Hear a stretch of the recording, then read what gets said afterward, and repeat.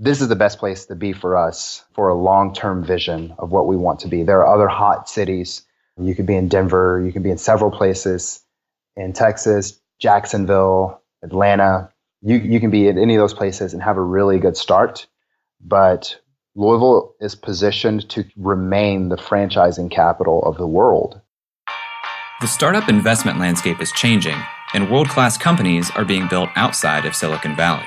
We find them, talk with them, and discuss the upside of investing in them. Welcome to Upside.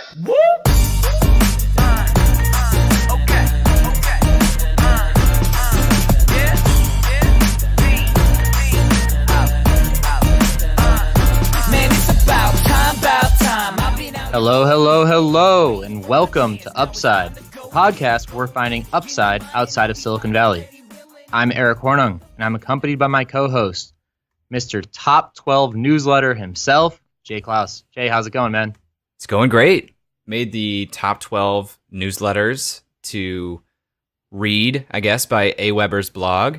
It's just a blog post by some guy, but, you know, it's nice to wake up to someone tweeting at you and saying, hey, you made this top 12 list. Feels good. Shout out to AWeber. Also, shout out to Jay, because the same day that came out, he sent out a newsletter saying he was just done for a while. So he retired That's true. on top.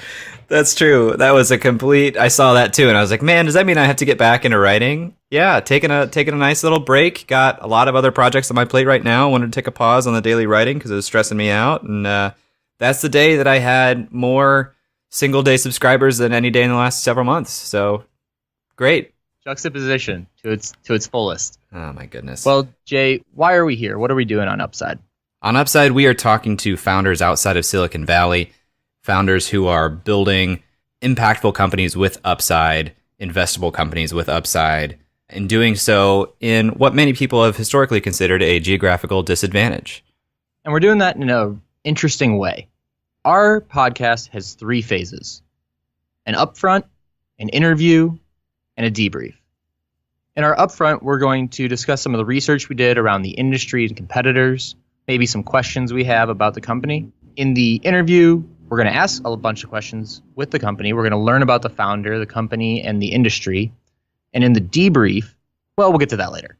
With that being said, Jay, who are we talking to today? Today we're talking to Jeremiah Chapman, the founder and CEO of FreshFry. Jeremiah has been on the Forbes 30 Under 30 list in manufacturing, and his expertise, his background includes nanotechnology, adsorption, and chemical manufacturing. He sounds smart. Yes. Eric, have you ever heard of adsorption versus absorption? So I have not, but I used to work out when I was younger, and there's the abductor and adductor machine. So same route, I'm guessing one is in and one is out. Baby? Glad to hear that you're working on your hip flexors. Yep. Yes. Absorption, which is what I had been familiar with previously, is the process in which a fluid is dissolved by a liquid or a solid.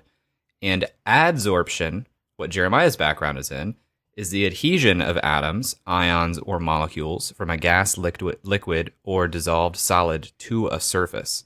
This process creates a film of the adsorbate on the surface of the adsorbate. So FreshFry, why this is relevant, FreshFry is a packet that you drop into a deep fryer that uses adsorption kinetics to cleanse oil being used in these deep fryers. It extends the life of the oil in restaurant deep fryers, which Jeremiah says reduces the cost to the restaurant every year and extends that life. Makes the food taste like the oil is clean and fresh. Adsorption also sounds like a advertising agency and a cartoon. It's the Ad Consortium. Yeah. Love it. So FreshFry, based in Lousville, Kentucky, founded in 2014. To this point, they've received about $20,000 in funding. They have customers of the KFC Yum Center and the Papa John's Cardinal Stadium, which I want to talk to here in a moment. And I've also found, and I'd love to hear if you found research as to the market size, but I had $4 billion on the oil filtering market. Do you have any other pieces of research? So I think we might have found the same piece of research for that $4 billion. I tried to do some additional digging to kind of triangulate and understand where that number came from. But it was one report, and that was all I could find. So we're going to run with that $4 billion number for now. This is an interesting guest and product here on Upside. This is getting into more science than we've done to this point. And this is not your typical flashy consumer app or website. Jeremiah says, my team and I have created this product. We sell it directly to restaurants. We know this is a problem restaurants have. We can just very straightforward save the restaurant. I think $550 is the number I saw on their website. $550 per fryer per year on average saved. And I would say, promising to me, is that they're working with the KFC Yum Center and the Papa John's Cardinal Stadium, both in Louisville, his home city. But those are two major arenas, and it would reason to believe that if those two major establishments are using FreshFry, that he would be able to find other customers. So one thing that's interesting to me is kind of the market trends and market dynamics. This is obviously a $4 billion market from what we saw. I can't tell if it's growing or shrinking. Are more companies, more restaurants using fryers? Is there less being used? I'm not really sure. Did you find any research on that? I didn't. That's a great question. That's something that we'll add to our list to make sure we ask Jeremiah about. Because I've found that there's a lot of salad places popping up and not as many classic burger joints spitting out thousands of burgers a day. So it appears to me that this could be a declining market, in which case that's very interesting. But you're also dealing with a commodity directly. So commodities in general have been one of the worst performing assets in the world in the last probably 1 to 5 years. So right now you are sitting with oil prices, peanut oil prices, down something like 5% in the last 6 months. So there's two interesting drivers there, right? There's the macroeconomic trend driver of people eating healthier. And then there's the price driver, which is saying, okay, things are getting really cheap in the commodities business. So does that spur demand for this product, which is going to increase your oil or not? Versus if that peanut oil were spiking, every restaurant would be thinking about the price of their oil and how to extend the life on that oil. That's a good point. That's something I hadn't thought to. Great research, my dear Watson. Big fan of that. I would assume that as long as they are continuing to help extend the life of oil, whether that $550 per fryer per year goes down to $300 per fryer per year, probably still worthwhile depending on how many fryers you're dealing with. But that's great thinking, and I'm excited to hear from Jeremiah on that.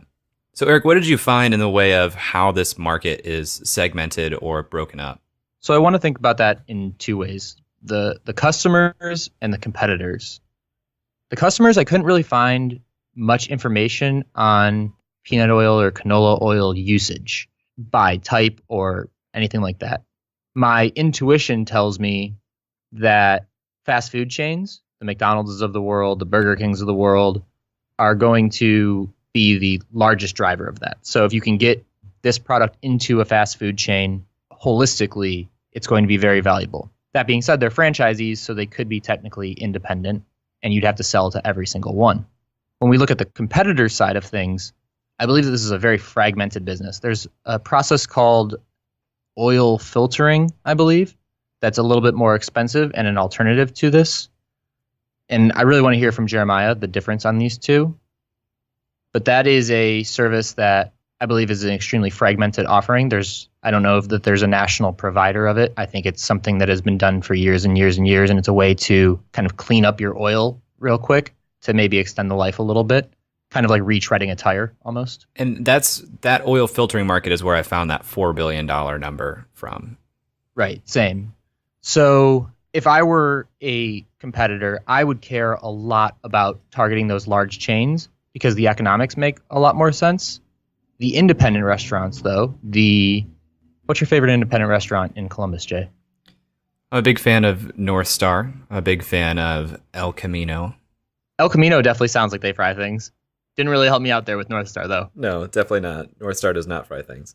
But if El Camino wanted to get their oil filtered, then they'd probably have to reach out to one of these contractors. The contractors probably are not reaching out to them. So I think that these kind of pods serve as a way to sell directly to independent businesses in terms of a product, not a service. I'm really excited to hear from that. I would assume they could go into like a GFS or whatever those companies are that sell all kinds of things to these independent restaurants. Things like even the stand that you see on the table that marks their specials, you know? Yeah. What are some other things that you're excited to talk with Jeremiah about? Well, Jeremiah just recently pitched in the Rise of the Rest competition in Louisville. Did not win first place, so interested to hear his perspective on that competition and why he thinks he did not win first place. I'm also interested to hear from him about the technology itself and how it is protected. The last thing that I saw was that it was patent pending, which is good news that they have something proprietary and it gets to be protected, but is not yet totally patented from what I can see. But yeah, that's all I had. Any last thoughts from you? When you went to South by Southwest this year, you sent me a text message about the importance of something being patent pending or having a patent. Can you talk a little bit in the investor circle? Yeah, I went to a talk at South by on investment and what this investor's thesis was and what he looks for. In both his presentation and a follow-up conversation I had with an investor, they both were very adamantly only investing in things that did have protectable technology in some way. And that's not to say that they don't invest in software. Their view is that that should also be patented. So that really got me thinking and considering more strongly patents and the protection you can put around things, because it becomes more of an acquisition target. Because as a small company, you pay the money for the patent, but you probably still don't have a ton of money for the litigation if that patent got challenged or if you had to enforce it. But when you're being vetted for acquisition, those companies can spend a ton of money and put more resources behind looking at that patent and seeing where the strengths and weaknesses can be or how they can shore it up and defend it. And they have the resources to do so. So that was something that I did take away from South by, was how much of an emphasis from investors I heard on patents. Awesome. Well, I'm excited to talk to Jeremiah. Unfortunately, I'll be hopping on an airplane, so Jay is going to take this interview solo.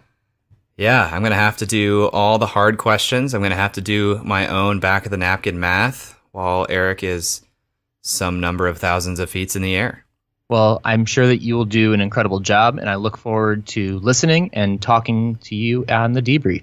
Yep, absolutely. All right, I'll go talk to Jeremiah. All right, bye. Jeremiah, welcome to the show. Thank you for having me. I appreciate the opportunity. So you're running a company. You're Forbes 30 Under 30. Tell me a little bit about the history of Jeremiah and how you got to this point. So I'm born and raised in Louisville, Kentucky. I've been here my entire life, except for a couple stints in a few cities where it just didn't work out for me. My background is in chemical engineering, but I've always had a passion for cooking, actually. So that's something that me and my grandmother, we would do all the time together. While all the other kids are playing around, I'd be in the kitchen helping her. And that's really where I got my idea of being a chemical engineer, where it's a lot like cooking to me. You're taking raw materials, you're putting them together, and you're making something different and valuable to the world. So from there, studied at the University of Louisville, got my undergrad and graduate degree. At the same time, I tried to rush through. And from there, it's been pretty much a whirlwind, actually. Had no idea that I'd be starting a company. Had no idea that I was so passionate about fried food, which is kind of hilarious at some points. It's been a whirlwind for me. Just really, my perspective has shifted from within a couple of blocks to having a global perspective now within the last 10 years. Never expected to go to college, honestly. So when I say that I had no idea that I would really be starting a company, it's something different, man. And how did you make that leap from cooking to chemical engineering? In hindsight, it makes some sense, but what was your first interaction with chemical engineering as like a possibility? This is a strange one because I almost failed chemistry in high school, but then during the last 2 years, I increased my grades enough to get a scholarship, and I needed a major that was pretty straightforward, where if I graduated, I'd be making a decent amount of money. Because I needed to make sure that, and some people would say secure the bag, but I really needed to make sure I could provide as quickly as possible. And chemical engineering was at that point the highest paying engineering job. And so I just went for it. And so when you're starting to take these chemical engineering classes, what is the moment or what is the idea that you're learning in these classes that you're like, I really like this? Well, the idea that I learned the most is first I had to reconcile with I was in a chemical engineering class and don't leave, even though it's difficult. As soon as you're committed to staying in that classroom, the main idea that you're learning is here is a thought process. Stick to this process. Don't worry about this is the answer versus this is the answer. It's having a logical process that you develop and you stick to throughout the entirety of your college career. I firmly believe that in all engineering disciplines, you learn that process in about 2 years. The next 2 or 3 years is making sure it's solid and you don't shake from it. Okay. So fast forward a little bit, you at some point learn whatever process is possible for FreshFry. Can you talk to me about the genesis of that idea and how you came to this adsorption product? Yeah, sure. So when I was studying, I had an independent project where I would take old oil from all the restaurants on campus and make biodiesel. And really, my heart has always been with alternative fuels because I'm cheap. So I wanted to find something that would help a lot of people spend less money because I just could not stand filling up at gas stations. So as I began to make biodiesel, I was using an adsorbent product that was really difficult for me to get out. It would get in our fuel filters, and I really didn't want the liability of messing up the shuttle service for the University of Louisville. So instead, I created my own product to help me clean the oil in an easier way. And that's how the FreshFry material started. But it was another year to year and a half where I thought I had the perfect product and the restaurant was telling me something completely different. Let's back up a little bit here. You're talking about the shuttles on the University of Louisville campus. Were you working with the University of Louisville and their shuttles on something? No, it was my own personal project. I just needed somewhere to put the biodiesel.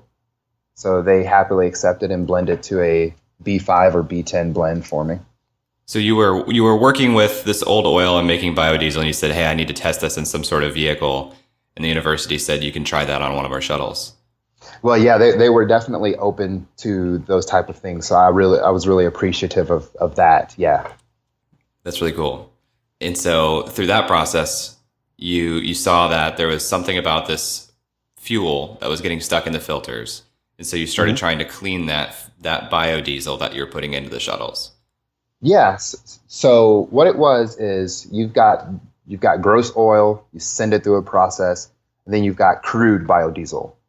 Now you have to wash it. You can use a ton of water in a long process, or you can what is called dry wash it by putting adsorbents in, and it sucks up all the bad stuff, and then you could filter that out. So I was using a dry washing process, but I couldn't get all the powder back out. So that became a big issue because if you've got solids in there, it's going to end up somewhere in your system, in your bus. So from there, I needed to find something that was just as good at removing all of the impurities, but was big enough to get out really easy. So that's where the material started.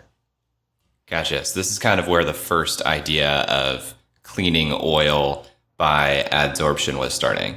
Yes. Can you, for our listeners, define adsorption? I tried to do my best in the intro to this show, and we'll see how close I was. So you've got absorption and adsorption. Absorption is when you're actually intaking whatever you're bringing up. Adsorption is all surface level. So imagine you've got a sponge. The entire sponge will absorb moisture. But if you want something to adsorb, imagine putting glue on paper and then putting glitter on it. So the more surface area you have, so if you coat a baseball with glue and roll it in glitter, and then you coat a wiffle ball in glue and roll it, notice that now the glitter goes on the inside. So that's what adsorption is. It's really a surface area chemistry, and you've got multiple modes of adsorption, but that's the main difference. One is soaking something up, and one is attaching to it. Did you have mentors at this point who were helping you learn some of this stuff, or helping you even make the ask of the university to use their shuttles on this? Or how did you find the agency to try these things? Well, I would say there was one professor, Gerald Willing, who was, no pun intended, willing to help me. And he had a engineering student who was in the professional industry at that time when I decided to take on this project, but he did something really similar. And he made himself available to walk me through going from a concept to here's what you're actually going to do. So it was really two people, one person who helped me at the university level and another student who came back to help an alumni came back to help a current student and just setting something up. So those two people did a lot for that. And so it's clear, knowing what I know about you running this business now, this was the beginning of you starting an entrepreneurial journey here. What was your first touch point with entrepreneurship to know that that was even a possibility for you? So my first touch point was actually, I worked on this project. I worked on several projects throughout college with a good friend of mine, Alex Frohmeyer. And we started a company in college called ACRE, Advancing Kentucky's Renewable Energy. And I would try to take water heaters and make them into reactors. I was always doing some odd things like that, growing algae to see what kind of strain would produce the most oil. Again, biodiesel all the time in all my free time. But my first experience with entrepreneurship for myself was actually when I graduated. So what was really going on is I had the engineering part down. I wanted to be the smart guy, but the hard transition was not all of these things can just be a hobby. So I had to really understand what it took to take an idea to a business concept. So you have to think of more than just the tech. And that happened in 2014 when I was a recipient of the VOTE Awards here in Louisville, Kentucky. And what are the VOTE Awards? The VOTE Awards, that is an accelerator program where it sends you through, and I'm sorry, Enterprise Corps, if I get this wrong, but I believe it's an 8-week process. It could be 12, but I was flying by the seat of my pants, so it felt like 8. And what they do is they prep you, business model canvassing, minimum viable product market fit, really all the things that as an engineer I was never really taught. What we did in engineering school was, if you want to create a business case, assume that you'll get 10% of your market. So the hard stuff up in the beginning, never expect. Just assume you'll get 10% of the market. Yeah, and I always thought, yeah, that's 10%, just 10%. Let's ask for 100. But no one tells you that getting started is so hard. That's wild. Okay, so you win this award and you're saying, I think I can make a business out of this. What was the decision to make that leap and follow that path? That was 2014, October of 2014. I went into this program with the concept, so never really put it in the back of a restaurant yet. From there, worked on it nights and weekends. I graduated in 2013, so I was a full-time engineering professional. All throughout 2015, it was nights and weekends, really putting in about 20, 25 hours a week on it, along with a 50 to 60 hour week at my normal job. But it was February 2016 where I realized that I was in my own way. I could not do anything else for this company because I had no more energy. So at that point, I went to my then current employer and said, hey, I'm leaving. And they said, when? I had no idea. So I said April 1st or April 15th because it was April Fool's and tax day. So those are the only 2 dates I could remember, but I was freaking out thinking, dude, what are you doing? You have one customer who's paying you sometimes 25 to 30 bucks a month, and that's worth leaving everything that you've worked for everything that you put your effort in, because it was wild. And this is probably a good time to transition. Can you explain in your words the problem that FreshFry is solving? Yeah, so restaurants spend about $80 billion per year on frying oil, and it's because frying oil just goes bad. And the processes that people use today, similar to what I was using a long time ago at University of Louisville, it's difficult. So I decided to come up with something easy and simple and still cut those frying oil costs in half. So they're spending less money, but it's a process that's easier to adhere to, and it values the labor, so you can focus on what's most important, which is your food. Can you explain how FreshFry does that?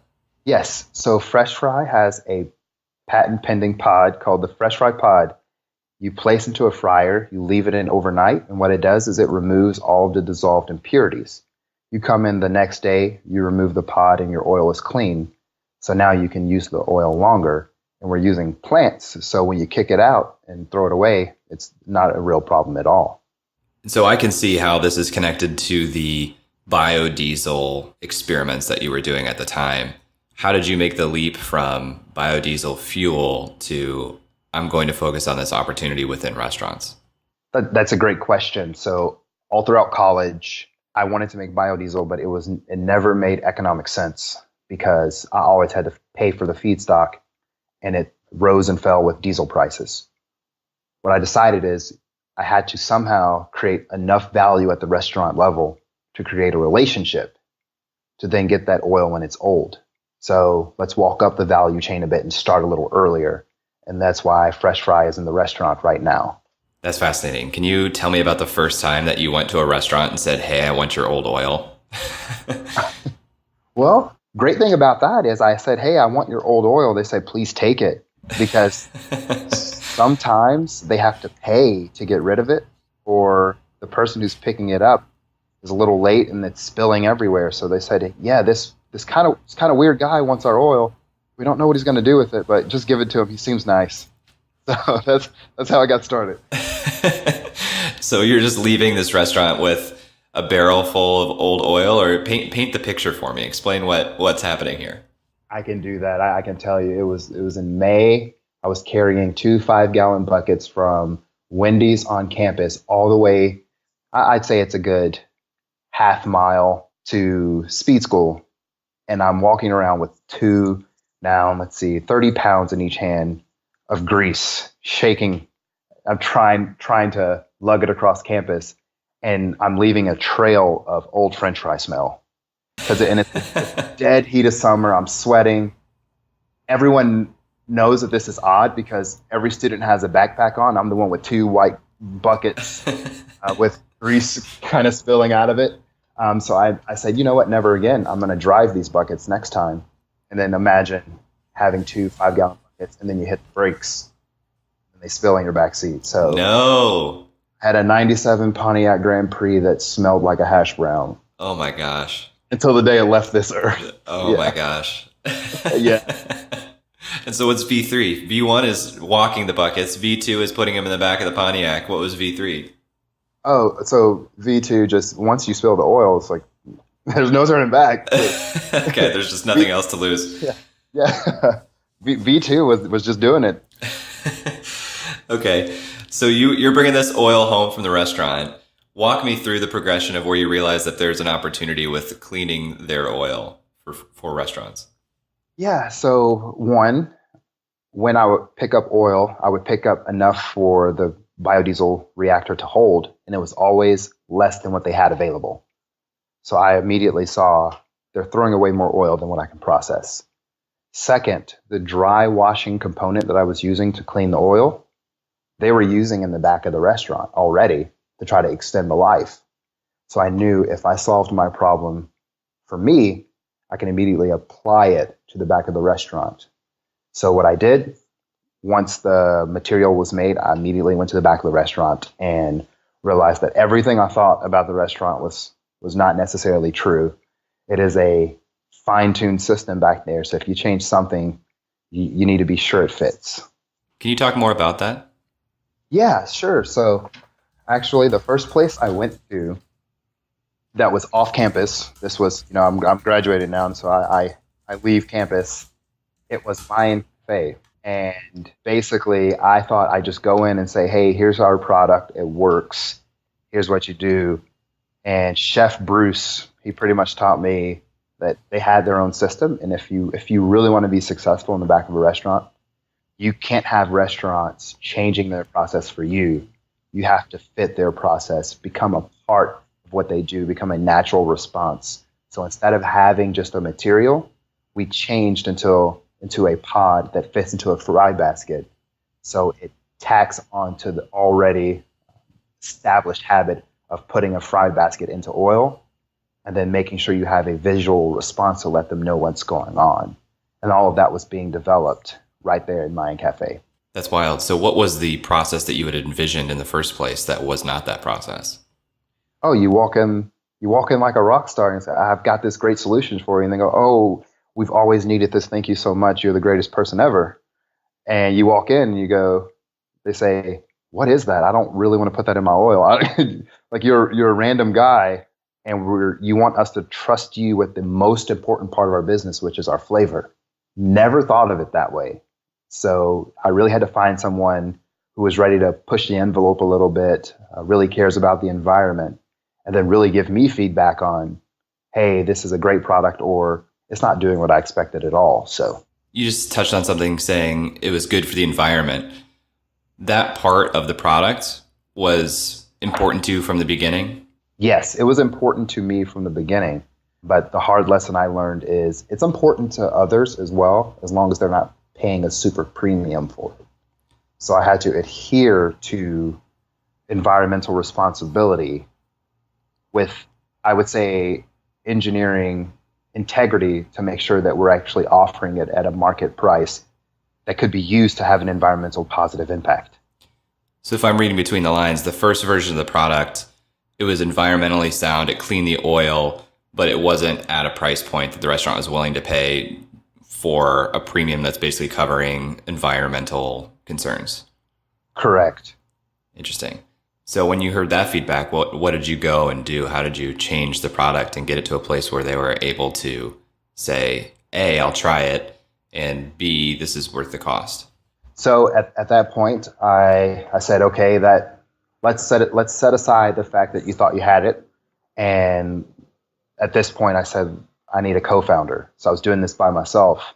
So I need someone who can help me look at the long-term vision of this business as I continue to grind on the R&D of the product. So you go back and you look at all your levers that you could pull, all of your cost levers, and say, which ones are we hard on that we cannot change this because this is what we stand for? And here are the things that we need to spend more time on to pull those cost levers, pull those costs down because we need it to work for the customer. So that is a long process of making sure when you pull something, it doesn't impact how it performs in the market and it still adheres to the standards that you set. So is that cafe on campus the first place that FreshFry pods were in the real world in production? It was not on campus, it's on Market Street, but yes. And we would, at that point, we could make 2-ish pods a day, and they went through about 28 a month. So we spent half our time with them. And then if we took on another customer, we were really pushing the envelope there. So, and I found that partnership, I would say, during the Vote Awards. What was the constraint of how quickly you could make these pods? What was slowing you guys down, and what does that process look like? So one thing, since it was during the Vote Awards, I was part-time. Second, everything was handmade, from how we would process the material to how we would make the container, hold, and assemble. And then the coordination between us and the restaurant was very disconnected because we were now a new vendor. So a new vendor had to find a slot that fit in with the restaurant because we didn't want to disrupt too much. So from there, start to finish, every single case that we sent out was about a 2-week process. Wow. Okay. So you have a 2-week lead time on getting this material to the restaurant. You're coordinating with their schedule. Were you providing this in kind as experimenting at the time, or were they purchasing it from you? So this restaurant, we trialed it for a couple weeks, and then we sat down at the table, and they said, "How much does this cost?" And I said, "How much are you willing to pay?" And then that's how we sold our first case. So, And so at this time, it's probably, I would imagine, kind of obviously difficult. Had you left your full-time job yet at this point, or help me with the timeline here? this was in 2015. So no, I had not left my full-time job yet. What was the trigger for you to say, because it sounds like this is the restaurant that was purchasing from you, that you said, I'm going to leave my full-time job to do this. What was that moment like for you? Why did you decide to make that leap? I made that leap because we were finding great success with this customer. And once I found a co-founder, we could output just a little bit more. He was also full-time at another company. So we had some extra inventory. And then we went to a customer that had 3 fryers. So we now tripled our impact, and they were ready to purchase, and I didn't have the time to make the material. So obviously, to me, that meant something's got to give, something's got to shake. We have no idea if they are going to stick with us forever, but we've got to do something. And that's where the transition happened. So you leave your job and you've got close to, was that 3 clients you said that you were working with at the time? 4 fryers, 2 clients. 4 fryers, 2 clients. What was that like? Tell me like what your headspace is. Are you thinking like, okay, I know this is going to be huge and I'm going to have 1,000 clients or 1,000 fryers in the next year? Just walk me through where your head was when you made that leap. Yeah. So when I made that leap, it wasn't necessarily that I knew everything was going to work. It's just the opportunities that I had in front of me required a lot of me. And I had a decision to make. If I decided to go one way or the other, which one would keep me up at night? And it was if I stayed in my full-time job and wondered if this thing would ever work. Always told myself, at the end of the day, I can still be an engineer. Well, right now, and I think let's put on this hat and let's run with it. So let's talk about how big this opportunity is in front of you, in front of FreshFry. How big is the whole market that you see that FreshFry is able to serve? And how do you manage growth so that you can still handle interfacing with these restaurants and onboarding these restaurants? Yeah, so the United States has about 1 million fryers in it, ungodly amount, which is great for us. And what I see is about 65% of that market, they don't have an answer because they don't have a filtration system. So we immediately plug in there, fully believe that that market can get you to between 20 and 50 million top line annually before you really start to get some pushback. And then you're getting into the traditional filtration powder markets. But the way we need to manage growth is to become more than just a product. So the purpose of FreshFry was to create that value, create that relationship. So we need to go ahead and keep that in the forefront of our minds because we want to transition from the $4 billion just spent every year on this problem to the $12 billion from this problem and also collecting the oil. Okay, let's talk more about that. How did you identify this $12 billion market, and why do you have your sights set there before just crushing the $4 billion market? The $12 billion market is why FreshFry got into this in the first place, to create, like I said, create that relationship. But in order to crush the $4 billion market, you can't just get lost in the shuffle of a Me Too product. So although I say keep the relationship in the forefront of your mind, it helps you make decisions today on what's going to be important in the next 5 years. So if I'm worried about a certain distribution channel doing X, Y, and Z, I have to think, is that distribution channel going to be there in 5 years? And so the $4 billion is a oil filtration market. Is that correct? Yes. Okay. And $12 billion is what exactly? So really, with the oil filtration market, although the top 100 brands in the United States, they're all using filtration, it's about 25% compliance. So we believe that just having a better process will increase compliance. On average, we start at 60%, and we like to settle around 80%. And some great customers are 90, 100%. So that's really nice, but you're not going to get that everywhere. So people are actually using our product, which grows that pie a little bit. And then there's an extra 4.6 billion on the oil collection side. So once the oil is thrown away, that's where the additional money comes from. So we're growing the $4 billion spend annually, and then we're tacking on the 4.6 that's within the oil collection side. Okay, so you're saying, what is the compliance? What do people need to be compliant about? Well, actually using products that are on the market. So you'll go to anybody who fries and they say, yeah, we use this product. And then you back calculate how much they should be using. And it's about 25% of what they should be using. And you go to the corporate level and they say, yeah, we don't really execute on that very well. We know it's something we need to work on. We just can't get our people to do it. So that's really what's going on there. Meaning they're using oil that's too old or oil that should not be used? So some places do that. Yeah, they're serving food out of bad oil.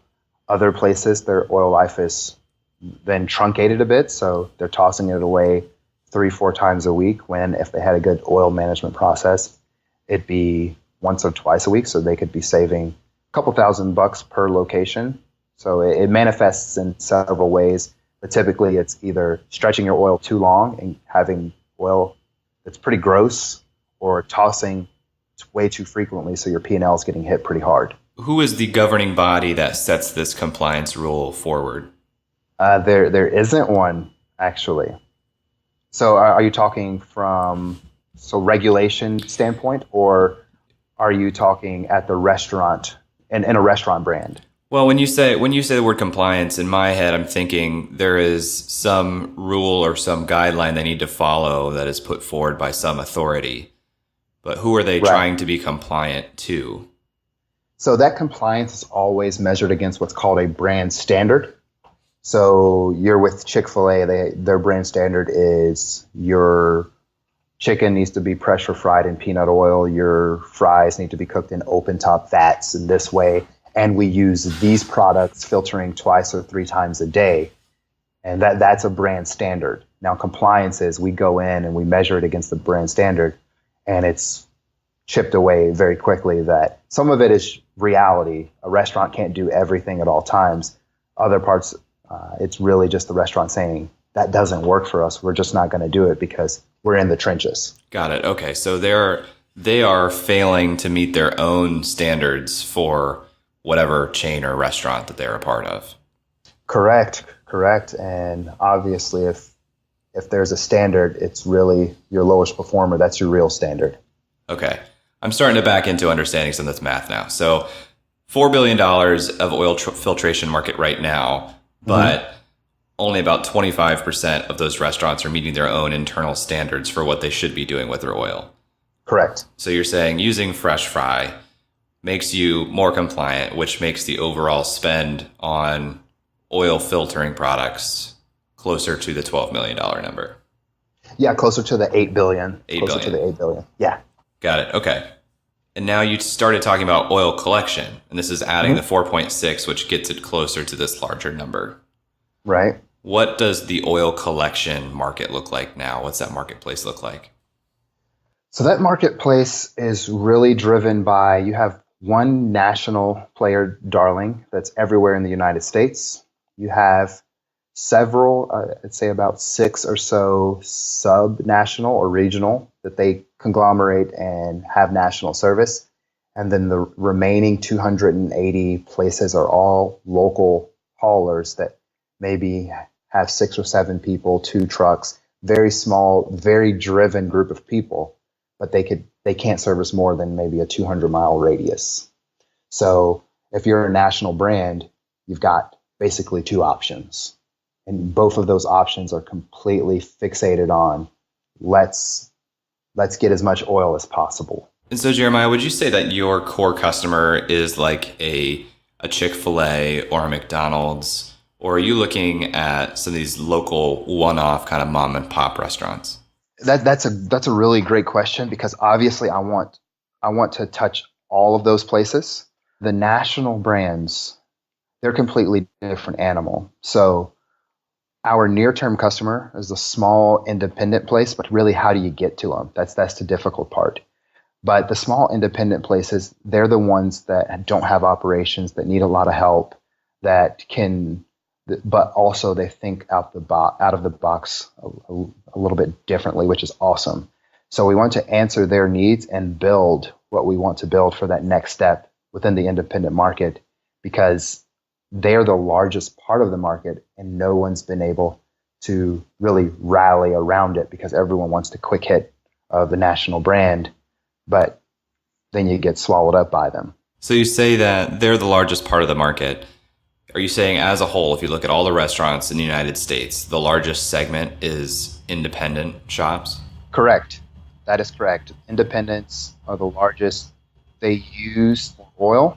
It's industrial, frying, independents, and then chain restaurants. They have pretty much the most streamlined process. They're actually stretching the most. So the independent restaurants, are they more compliant or less compliant? Do they even have brand standards?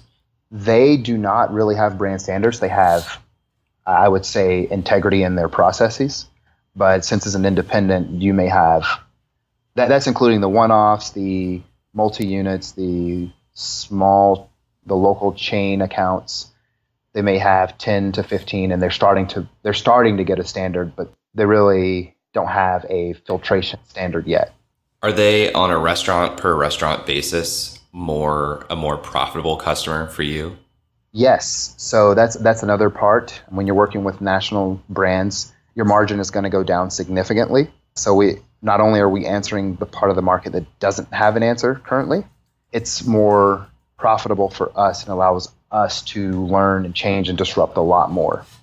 Do you have any numbers you can share with the listeners as far as when you say that the independents are a larger part of the national pie?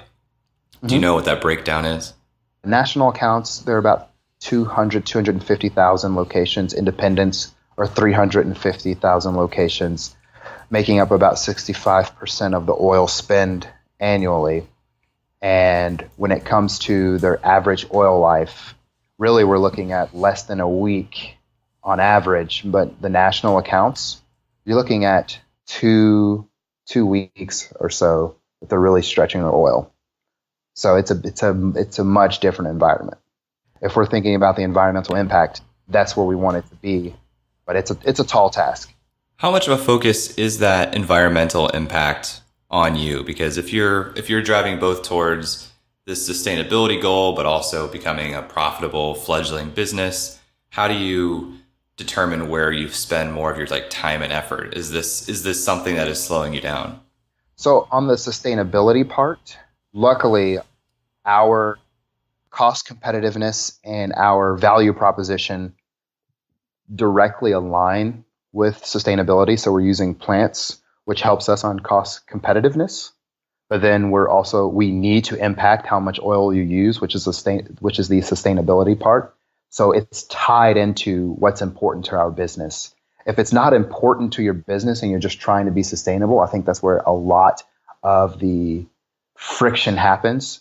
And that's really when I'm starting to think of things to develop around our product. I have to make sure that I'm not reaching for something at this moment that is going to put a burden on our customer just to sound better.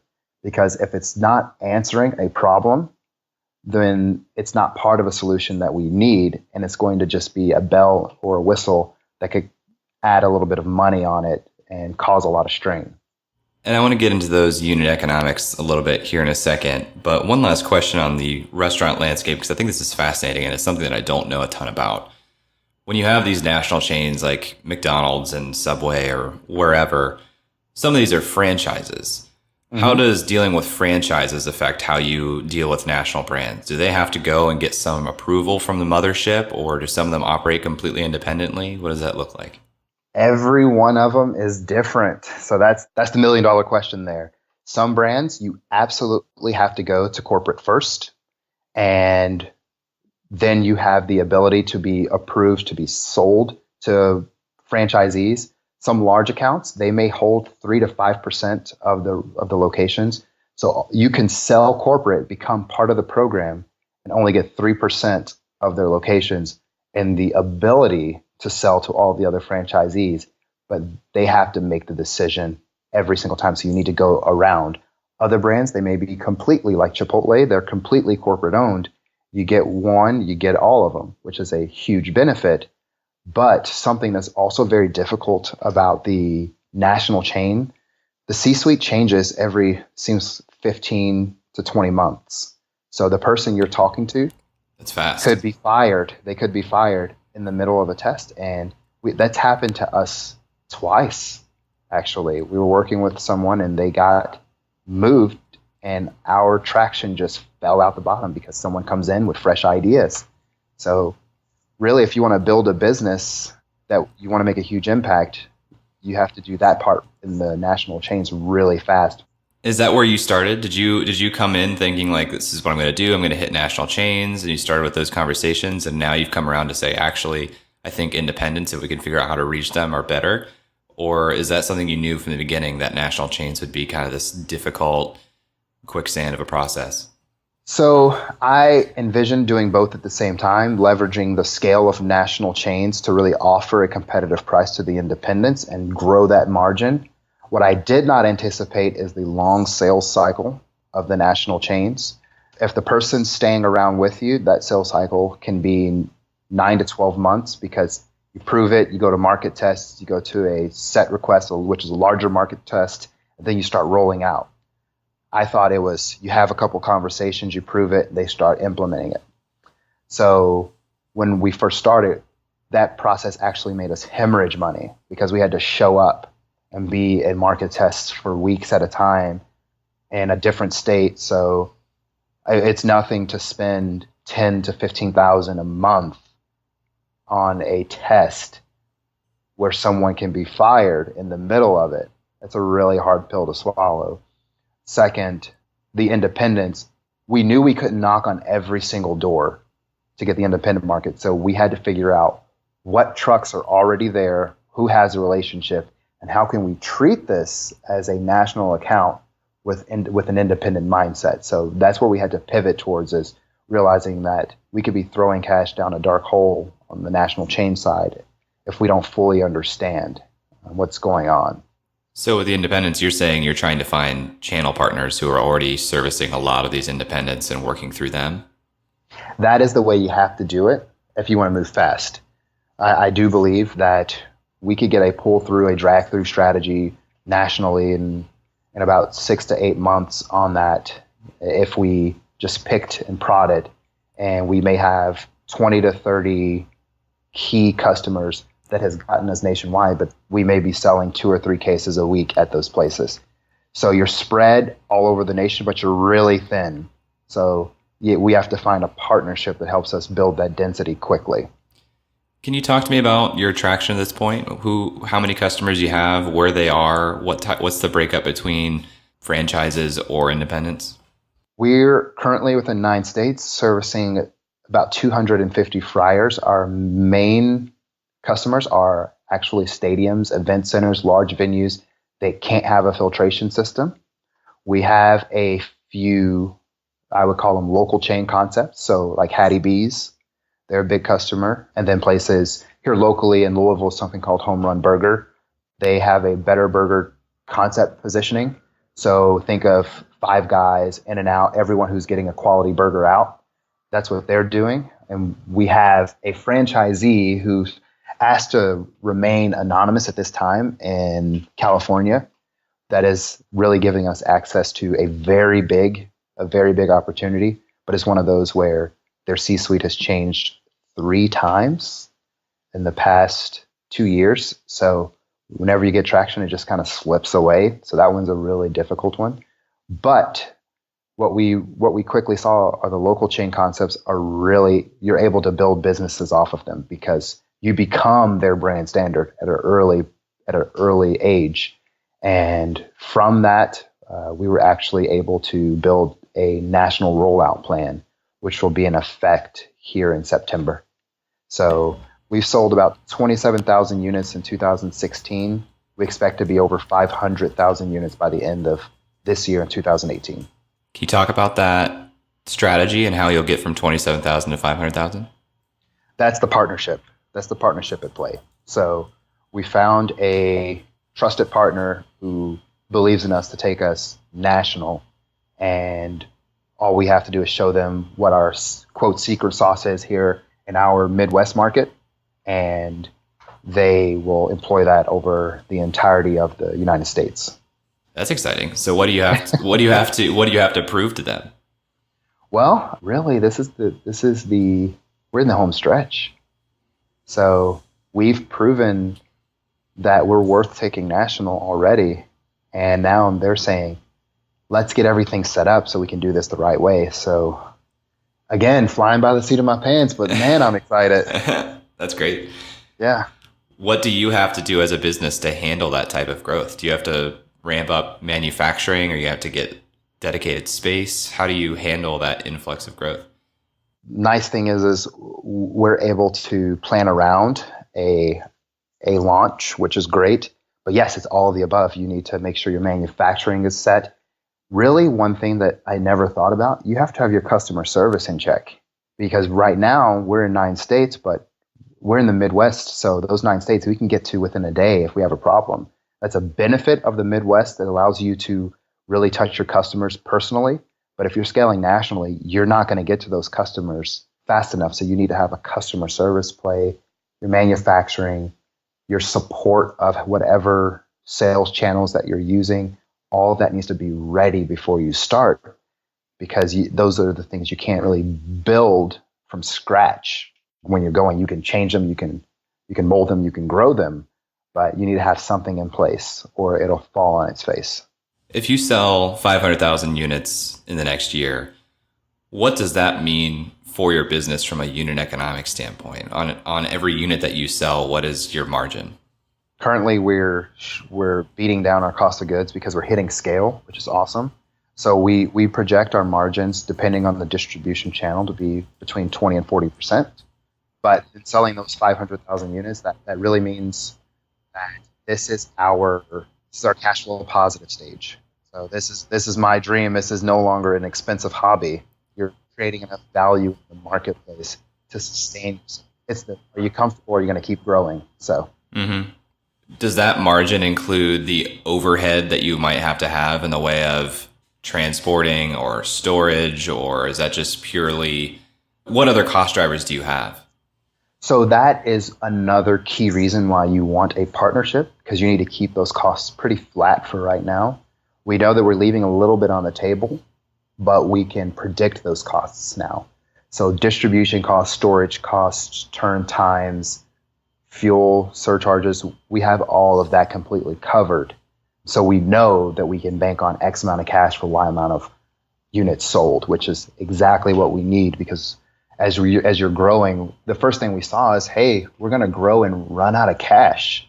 That's the most exciting and saddest thing you'll see in your cash flow, your P&L, is as soon as you order those materials, you can't pay anyone who's making it. So it's good to keep those costs flat so you can expect and build a strategy around it.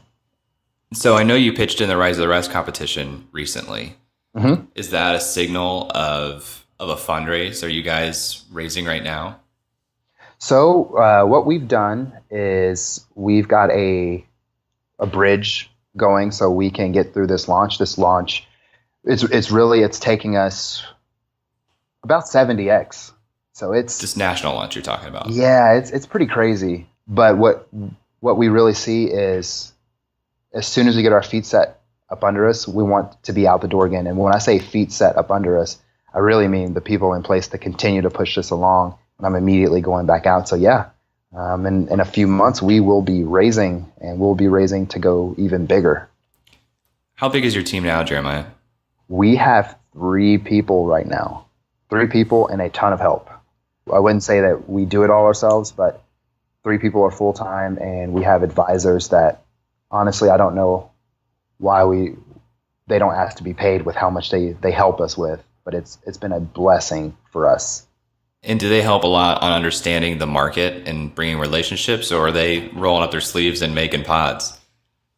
Oh, so no one's making pods. But they definitely help us with the relationship. They offer a ton of guidance on strategy. But at the end of the day, it's the three I call the pod squad that we have to make the decision on where the company needs to go. So what's great is you have all of this input that tells you do all these different things. You make a decision, and they don't ask questions about the decision. They say, okay, if that's where you're going, here's what you really need to do. So a lot of times advisors can really disrupt and get in the way of where you want to go.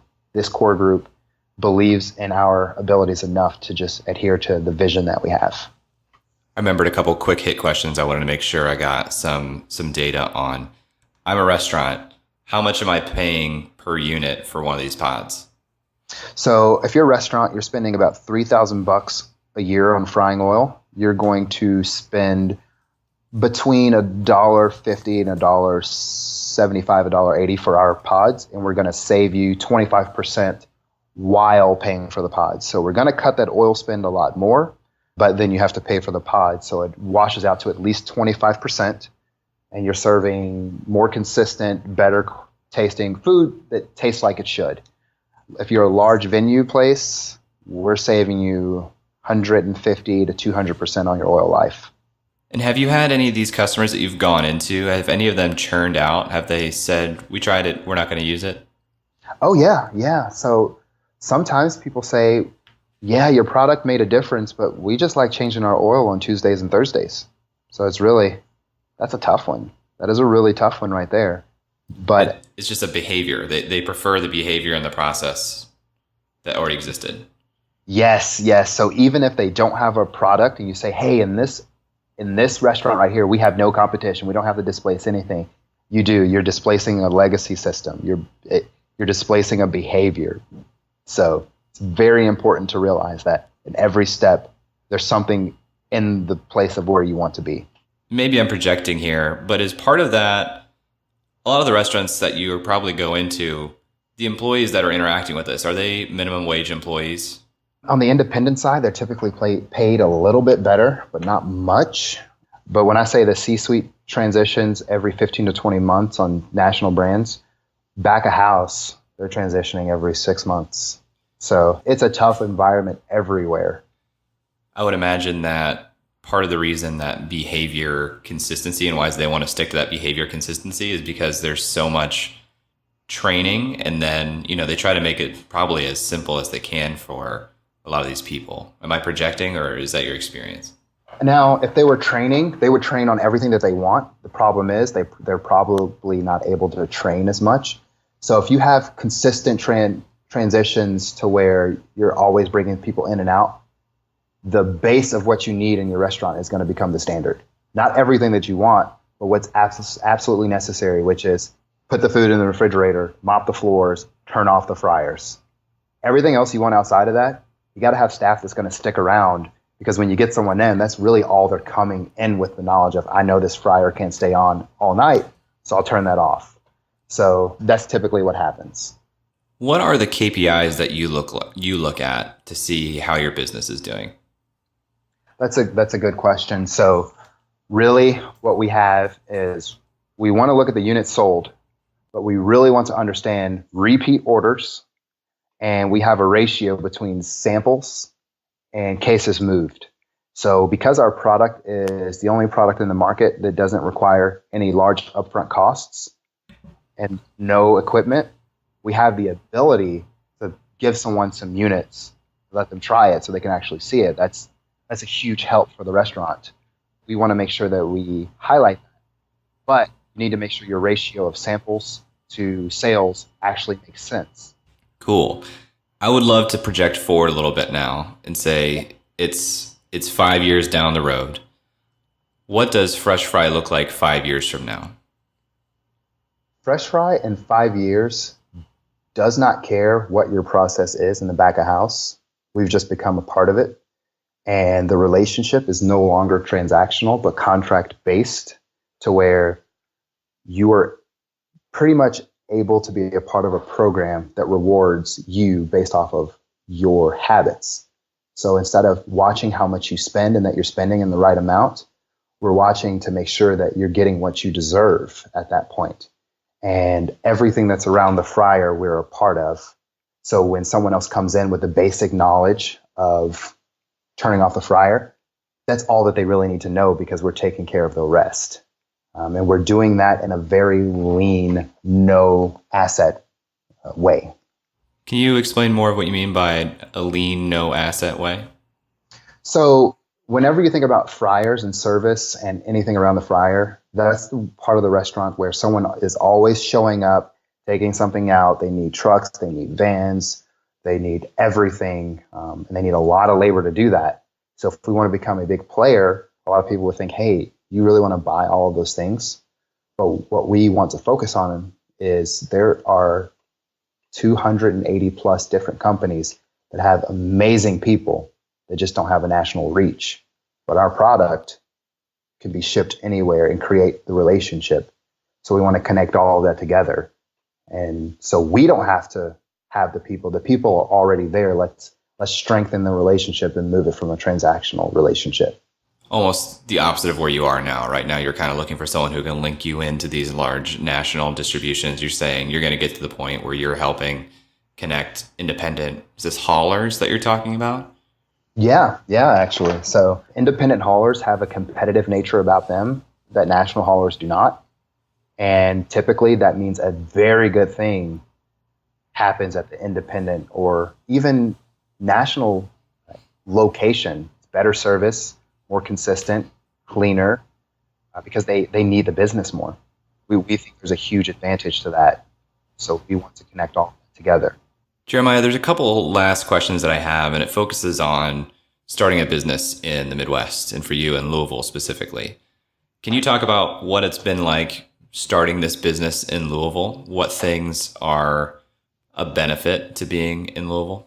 Absolutely. So in Louisville, or what I believe is, first in Louisville, anything that has something to do with branding, franchising, national accounts, distribution, logistics, and manufacturing, that's what Louisville does. So we have a deep root. Obviously, Yum Brands is from Louisville. They're headquartered in Louisville, and also the greatest minds in all of your other brands typically come from Louisville. So they have a large reach and a deep connection. UPS with logistics, the fact that we can get to over 50% of the population in under a day's drive, all of that is really big because we really can't afford to fly to every single place all the time, but we can make a loop and hit 6 different states in a matter of a couple of days, which is very big for us. Now that's Louisville. Now, when you look at the Midwest, what's really important for a product like ours is pricing, actually. We can afford to price this thing on the coasts at a completely different price than what works in the Midwest. Now, granted, a lot of people would say, well, just move to the coast. There's a lot of people there. But when you really want to take advantage of the fact that the Midwest pricing is tough. And if you can make it work in the Midwest, you're going to destroy the coasts when it comes to the pricing, when it comes to the strategy around how you're going to sell. So those things I believe are extremely important for the Midwest. You grew up in Louisville, correct? Born and raised, yeah. So are you still there because this is kind of where you've born and raised and you say, actually, this works pretty well? Or at this point, is it strategic to say this is the best place for FreshFry to operate? Well, what I would say is if we're looking at it in terms of happenstance, which I think that's a little bit of it, but it's more along the lines of this would have never been presented as a problem to me, a scalable problem, if I wasn't from Louisville. Because you see national brands everywhere where in other places you may not see that, or you may not see that as a problem. But also, this is the best place to be for us for a long-term vision of what we want to be. There are other hot cities. You could be in Denver. You can be in several places in Texas, Jacksonville, Atlanta. You can be at any of those places and have a really good start. But Louisville is positioned to remain the franchising capital of the world, actually. And there are people working diligently to make that happen. So what our business is positioned to do with the independents, we need to stay close to the place that is going to really set those things up for success for the next 10 to 20 years. So this is perfect for us to stay here really for our next steps. So as I said, to loop it all around from before, although we're chasing that $4 billion market, you have to keep the $12 billion in mind. Because if we were chasing the $4 billion, we'd move somewhere else. But if we want to keep the 12 billion, that is built in Louisville. And are there any unique challenges to being in Louisville? Are there things that being in the Midwest makes difficult to grow a company? Well, I think that part of that is changing, but access to capital is very big. A lot of times in the Midwest, people want to see Series A style companies raising seed rounds. That's very difficult because now you're moving a little bit slower. Second thing, which may or may, I think it's helpful when it comes to interacting with other companies, but it's kind of harmful sometimes to startup, is sometimes we're really, really nice, but you don't get no's fast enough. So you think you're doing something great, and then you go somewhere else and like, this doesn't make any sense at all. But because as I said, this is changing, but when we first got started, there were so few companies doing things or wanting to do things as big as what we were doing in the exact same area. A lot of people would think, hey, you're thinking a little bit too much right now. Why don't you just focus on this small thing? And that could be a detriment to scaling big. Now, I think at that time, you could scale companies, but something that I would love to take 3-4 years could take 6 or 7 first. So to give you an example, when we first started this company, we thought that we needed to be the manufacturer of the pods at all times because it holds your margins pretty high. But you can't scale a startup as a manufacturer. And that is something that to this day, although it helps us negotiate with co-packing and things like that, we have the knowledge base, it slowed us down tremendously. But that was something that was valued in the Midwest, is keeping your cost of goods high because the pricing was so aggressive. So you think, hey, I can't scale a business with 12% margin, but then you think long-term where you're going to be and how do you get to that point? So those are the challenges that I have faced personally. That's great. This has been great. Is there anything that I haven't asked that I should have asked? Well, I think we've covered a lot. What I'd just like to ask you, because obviously this has a Midwest focus, why is that so important to you? Great question. And I say we as in Eric and I, yeah. we think that the Midwest, areas outside of Silicon Valley, are a prime place to start a company for a lot of the reasons that you just spoke to. Things like cost of living, helping with unit economics. Mm-hmm. We have so many Fortune 500s concentrated here. You can get to such a large percentage of the population. And there's a lot of talent here in the Midwest. Mm-hmm. You know, something we talk about all the time here in Columbus, Ohio.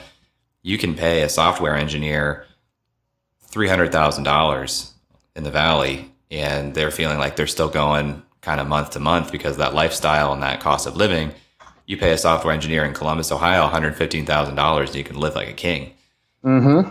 So, you know, the unit economics are staggeringly different here in the Midwest. And I think you also find a level of resiliency here in the Midwest that is unmatched, you know. And I say Midwest, but really I mean outside of the Valley. I've got someone crashing in my apartment right now from Alaska. He's an aerospace engineer. He formerly of SpaceX, and he talks about the Alaska mindset all the time of you can drive from Anchorage to Juneau and you're in the wilderness. People make that drive and they pack a sleeping bag and a tent because if your truck breaks down, that's just your life now. You've got to survive out there.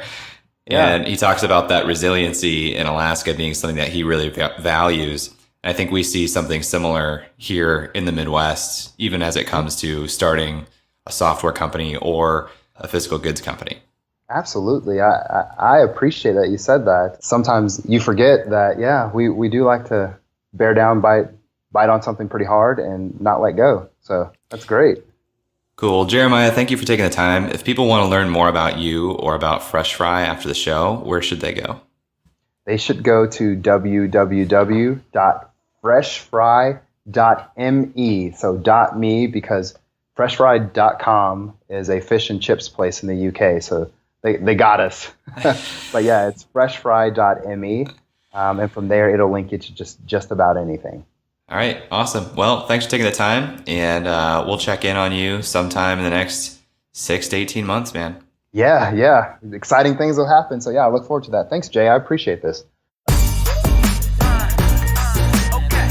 All right, Eric, just got done speaking with Jeremiah Chapman, founder and CEO of FreshFry. what are we about to do here in this third segment now that you're back? Before I jump into that, man, that was interesting. That is a industry, a area that I had absolutely no exposure to, besides the fact that once in a while there would be a grease fire somewhere in Westlake, Ohio, where I'm from, in the back of a Wendy's. That is the total amount of exposure I've had.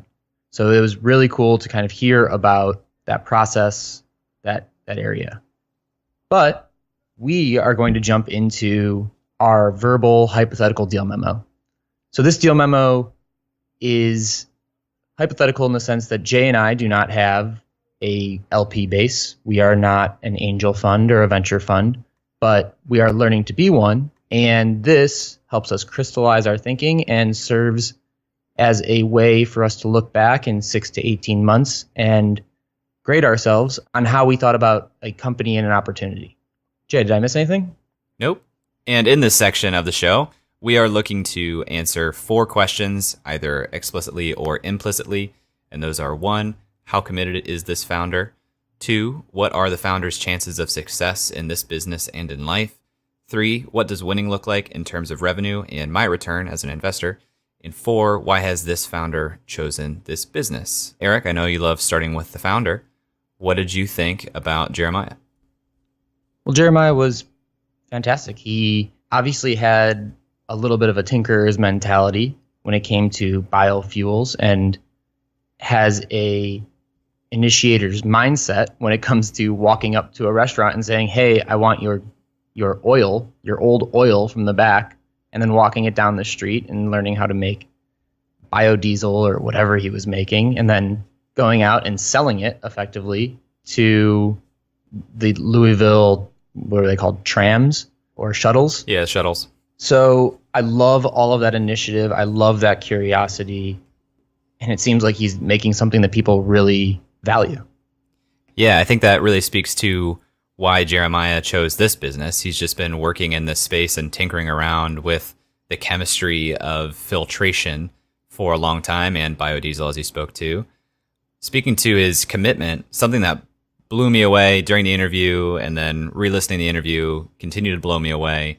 The point in time where he quit his job when he had one customer paying him $25, maybe $30 a month. And so to me, that's commitment. It sounds a little crazy, but you kind of need that. I think that is just a very good underscore of how much he cares about this business and this opportunity. He's been working on it in some form since 2014, leaving his job first in 2016 and being full-time since that time. I love speaking to people who have a very specific technical knowledge about what it is that they're working on. I completely agree. I think 2 things to piggyback off what you just said, going back to leaving his job. Chemical engineers coming out of college, especially with master's degrees, make a lot of money. So living in Louisville, making what I will assume is a very, very healthy salary, and then leaving that for one customer is incredible. Which is something he spoke to directly. He said part of the reason he chose chemical engineering was because he was trying to secure the bag. Is that what the phrase that he used that I hadn't heard before? I believe that is the phrase. Yeah, secure the bag, get the salary from a position and an education that he knew would be well paying. But yeah, working 20 to 25 hours a week on FreshFry while doing 50 to 60 hours per week at his normal job, I think that speaks to his commitment. And I felt a little bit of a undertow of some sort of environmental responsibility or ideology. I know we didn't get a chance to examine it deeply, but it kind of pairs with that technical understanding that you brought up, is that this meant a lot to him to have some sort of technological solution that is environmentally and sustainably sound. And that came through in bits and pieces across the interview, although I don't think it was ever tackled explicitly. Yeah, something that stuck out on those lines to me was speaking, it was from the beginning of his product, it was a focus of his. It was in the first version of the product that he was going and trying to sell to restaurants. And what we did tune into was this idea that the first product, because it was environmentally friendly, it had a price tag that was a little bit at a premium and too much of a premium for the restaurants to initially want to take on, but he didn't at that point scrap the idea of being environmentally conscious. He simply changed the product and figured out how to make it work at a price point the restaurants were willing to pay for. Let's talk about that a little bit, because he mentioned one of the benefits, and this isn't something I have heard about the Midwest from any of the founders we've talked to, but one of the benefits of being in the Midwest is that if you can make pricing work here, you can make it work anywhere. Does that speak to the cost-conscious nature of Midwestern companies and the fact that you have to sell at a reasonable to them rate, where then you could go to the coast and inflate your prices, but your cost basis is still effective at a Midwest price? I think that is a fascinating idea that I have not thought of nor heard. I think that is true. I think that's what he was saying, and I hadn't thought of that either, but it brings to mind being from a small town myself. Whenever I go home, I'm blown away. Even going to this small town from Columbus, Ohio, which is not a huge town, blown away by the pricing of restaurants, specifically. The things that I can get for $2.50 or $3 at restaurants that won't even accept credit cards yet because they don't want to pay the transaction fee. It's cash only. I think there is something to be said about how cost conscious a lot of areas in the Midwest are, especially if he's working towards independent restaurants. And that's a huge focus of his. I have one quick anecdote on that. So I have lived in New York for 2.5 years, and my favorite ice cream spot in New York is called Van Leeuwen's. And to go get a single scoop of ice cream at Van Leeuwen's, I think is $5.95, and it's not a big scoop. It's premium ice cream. It's expensive ice cream. You're getting a great quality. I think it's some of the best ice cream I've ever had in the world. Better than Jenny's? Don't put me on the spot like that. Not going to answer? On Sunday, I was in Yellow Springs, Ohio, and we went to Young's Dairy. And I ordered a single scoop and a waffle cone. And this thing was bigger than my head. It had a full pint of ice cream in it, I swear. Like, it was incredible. And I got one for me, and then I got one for my girlfriend, and together it was $8.16. I was like, I got 8 times the product, maybe 10 times the product, twice over for $3 more. It was incredible. I can't believe you're not going to take a stance on Van Leeuwen's versus Jenny's. I can't believe you want me to get controversial here. That sounds like a vote for Van Leeuwen's. Jenny's Brambleberry Crisp is incredible and probably better than any of the Van Leeuwen's flavors, but on average, I think Van Leeuwen's has a better baseline of ice cream. All right. Well, we'll let that drop. Back to FreshFry. You're gonna get me in trouble with the listeners. No, it's fine. You gotta stand for something. Makes me think of Hamilton. Okay, so back to FreshFry. Let's talk about the market opportunity and the opportunity as an investor investing in this company. This is where I got hung up the most trying to work through the economics here. Right now, $4 billion oil filtration market, which sounds like a big number, but he seems to think he kind of tops out at his potential for the FreshFry pod at $20 to $50 million in top line revenue on that market right now, before he gets into this other side of the market, which is the uncompliant restaurants, which represent a larger portion, and he's saying he can unlock that market. What were your initial thoughts hearing about this market size and opportunity? So I think looking at that kind of strategically, yes, that kind of makes sense in the 20 to 40, 20 to 50 number, and then unlocking the rest of the market. My biggest question, and I think this is a question about just market sizing in general. When you talk to a startup founder, they may go to something like Ibis World, which is where I believe this $4 billion number was pulled, and use that as kind of a all-encompassing, this is what the market's worth right now. But what I wanted to do is see, okay, based on this business model, let's assume that FreshFry took over 100% of the US market. So if we look at 1.675, which I believe is the median of the price per pod that he had, and we say that, there's 365 pods per year, and we just kind of round a little bit, we end up getting to about $800 per year per customer. understanding that there's differences in price points, but let's just look at an average. Then there's 250,000 independent chains, 350,000 chains, and if you assume that each of them has 2 fryers, you get to 1.2 million fryers in the United States, which kind of comports with his $1 million number. So when we multiply that $800 times that 1.2 million fryers on a yearly basis, that is only call it $1 billion in terms of total addressable market. So there's a bit of a disconnect between that 4 billion and this 1 billion, and that effectively tells me that he's pricing at a 75% discount to market price, if that $4 billion number is correct. That's an interesting way to go about it. You said $800 per customer. Are you saying $800 per fryer or per customer that has an average of fryer? Okay, per fryer. Per fryer. Got it. Sorry. That's an interesting way to go about it. I went through some different math, which was his projections for the end of this year. He said he expects to break 500,000 units sold this year. I took an average price of $1.50 per pod, which would give us $750,000. His margin, if you were at 40%, actually 30%, would be $225,000 of profit this year at 500,000 units. Obviously, he's looking at a larger vision. This is his entry point into the restaurant industry where he wants to start doing more and more services. So that expands the market, but I didn't have a clear idea of just exactly how big. Maybe you had a better vision of longer term market size. Yeah, I mean, the biggest I can see this market getting without a price increase is something around that $1 billion mark. And that's assuming that there's 100% retention of, and they are ubiquitous across the industry, and everyone who is in restaurants uses them just like they use, some sort of canola oil or peanut oil or whatever. It's just, yes, if you use a fryer, you use this. It's just what you do. In which case there'd be some pricing power. So maybe you could increase the prices 4x and then get back to that $4 billion number. So I think market size is something that I would be curious to examine further. That being said, $1 billion market where there's no real competitors, no real third-party competitors, is definitely interesting.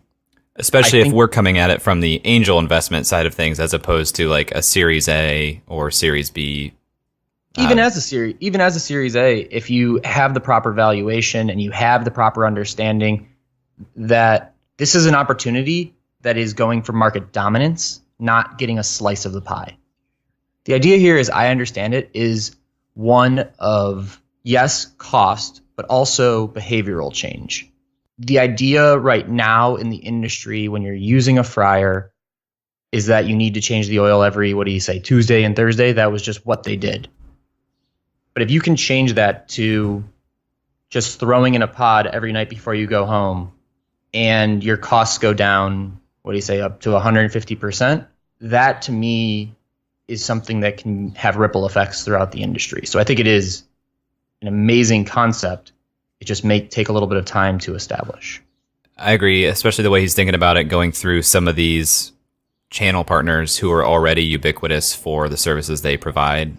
He talked about haulers, and if there's a national darling of one service related to oil and he's partnered with them, they just become part of that suite. Yeah, I see where this becomes like a monopoly, essentially, a dominance play for this very specific thing, for this very specific customer.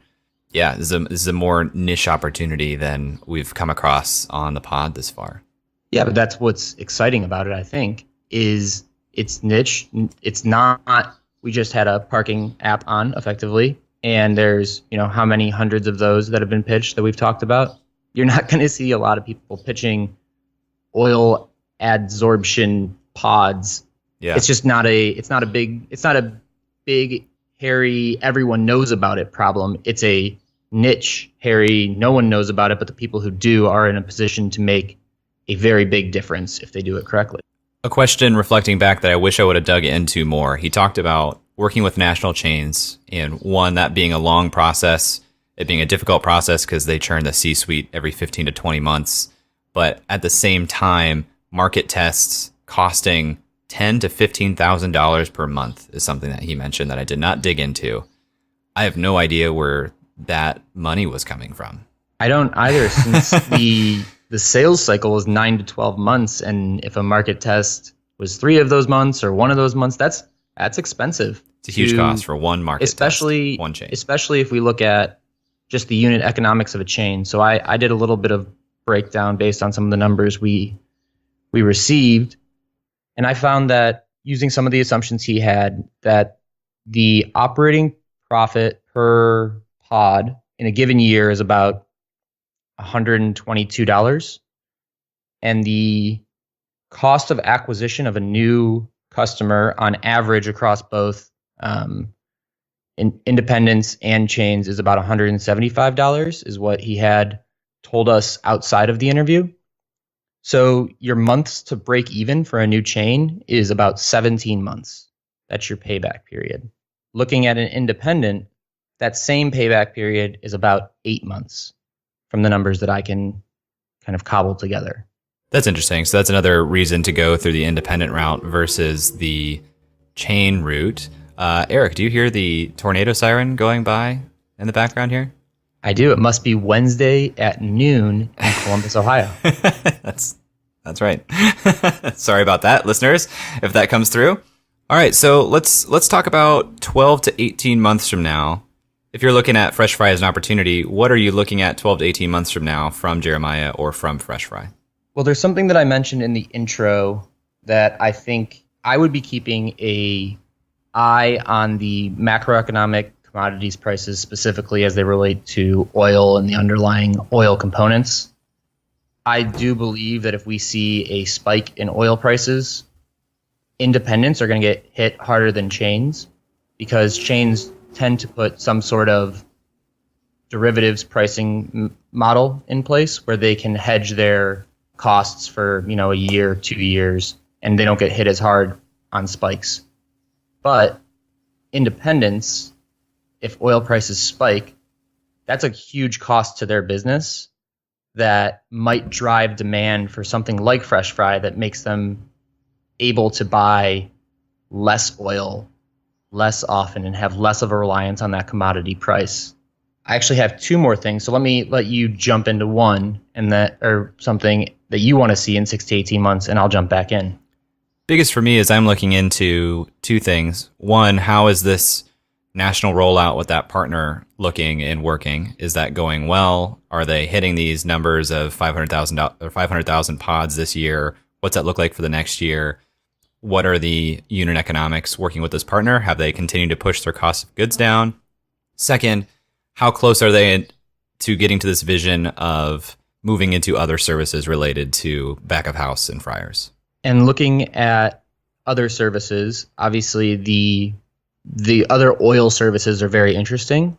I'm kind of curious, and I don't think this is a 6 to 18 months play, but past that, is this tech so good and patentable that it's licensable in other industries, other areas where there's some sort of viscous fluid that has particles in it that needs to be cleaned? Did you just laugh at viscous fluid? No.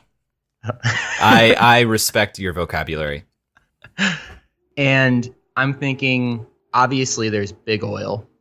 I don't know enough about that process. It seems like it jumped to me to have some sort of adsorption component there. Maybe it's for oil cleanups or whatever. I'm thinking about just other kinds of areas where this technology can expand to, whether it's through a licensing of the patent or it makes sense for FreshFry to actually manage that expansion. I like those ideas. He did mention that they are patent pending, which I think is a positive for this opportunity. As deep as he's been in oil and biodiesel and all of this, I would think that he would have some idea of whether or not that is a viable path to go, and it didn't come up, and maybe it just didn't come up. But yeah, theoretically, if that was true, that is very interesting. Right, because that total addressable market question becomes a lot bigger and a lot wider. The final point that I want to make is really a compliment to Jeremiah and his team and his advisors. What they have done is took a inherently fixed cost business, right? So you would normally have all these fixed costs of setting up the infrastructure to distribute, setting up X, Y, and Z, setting up your manufacturing facilities, that they have somehow turned into all variable costs, which I think that's what Jeremiah was getting to when he was saying that they were using this partner, and it's really important why they're using this partner, because things become more predictable and it becomes more about scaling, because you know what your unit costs are and you're going to get those economies of scale as you expand. So I just think that that's a very strategic, very well thought out way to go about this for something with a low price point, with not a lot of margin built in and not a lot of room for error. They didn't rely heavily on fixed costs, which I think is going to serve them well in the long run. I agree. Good points all around. Well, guys, let us know what you think about this opportunity. Let us know what you think about FreshFry, about Jeremiah, about my interview skills, about Eric's questions. Tweet at us at UpsideFM. But not about Jenny's or the Van Leeuwen's debate. Not about Jenny's or the Van Leeuwen's debate. Tweet at us at UpsideFM. Chat with us on Breaker, our preferred podcasting platform. Find us on Breaker. Add a comment to this episode. We'd love to hear from you and interact with you there.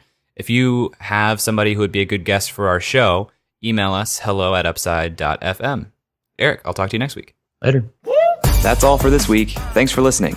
We'd love to hear your thoughts on today's guest, so shoot us an email at hello@upside.fm or find us on Twitter at UpsideFM. We'll be back here next week at the same time talking to another founder in our quest to find upside outside of Silicon Valley. If you or someone you know would make a good guest for our show, please email us or find us on Twitter and let us know. And if you love our show, please leave us a review on iTunes. That goes a long way in helping us spread the word and continue to help bring high-quality guests to the show. Eric and I decided there were a couple things we wanted to share with you at the end of the podcast, and so here we go. Eric Hornung and Jay Klaus are the founding parties of the Upside Podcast. At the time of this recording, we do not own equity or other financial interest in the companies which appear on this show.